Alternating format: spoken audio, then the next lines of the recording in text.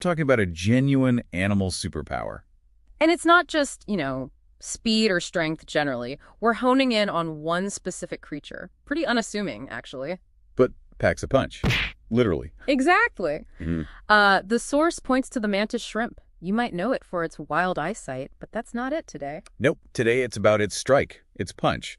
The source claims it's, well, unbelievably fast and powerful for its size. Yeah, you hear fast, but digging into the details, it's kind of mind-blowing. What really grabbed me from the source was the sheer force. It calls it the fastest strike in the entire animal kingdom. Whoa, hang on. The fastest, okay, that's a huge claim. So, how fast is that? And maybe more importantly, how does a fancy-looking shrimp do that? Well, the speed estimates are pretty wild. Over 15 miles per hour from basically a standstill. 50 miles per hour? Okay. But like you said, the speed's only half of it.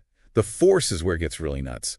The source compares the impact to a .22 caliber bullet. Wait, a bullet from its little arm, its claw. That doesn't sound like just muscles. There's got to be more to it. Oh, there definitely is. This is brilliant biomechanics. It's not just muscle flexing, although muscles do kind of load the weapon like a spring. Okay, like cocking a gun. Sort of, yeah. But the real magic trick is physics. When it swings that appendage, it moves so incredibly fast through the water. It causes cavitation. Cavitation, you mean like little air pockets or voids in the water? Exactly. Tiny bubbles form because the pressure drops so low behind the limb. But here's the kicker. These aren't just air bubbles. They're superheated. Superheated? How? The physics of the rapid pressure change, and then they collapse almost instantly. They implode violently. So, hold on. It's not just the physical hit from the claw. The imploding bubbles add to it. Huh. Or maybe they are the main punch. It's both, really. The claw hits hard, absolutely. But then, bam! Those cavitation bubbles collapse, creating shock waves, intense heat. Even a flash of light sonoluminescence, it's called. So it's a double whammy. The hit, then this micro-explosion. Precisely. That combination is what lets them shatter thick shells, things that would normally be safe. It's a complex, multi-stage attack. Wow. That's not just punching. It's like deploying a tiny shockwave weapon. It's using fluid dynamics as a force multiplier. Incredible. It really is. It's sophisticated mechanics, not just brute strength. Which leads to the question, why? Why evolve something so extreme? Got to be about food, right? Or maybe defense. Mostly hunting, yeah.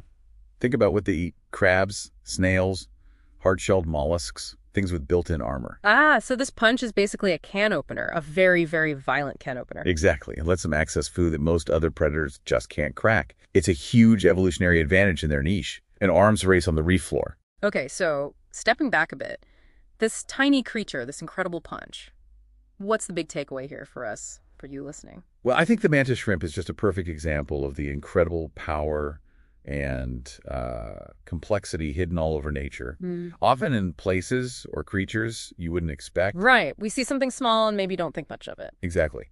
But nature finds these amazing, effective solutions using fundamental physics in ways that are just ingenious.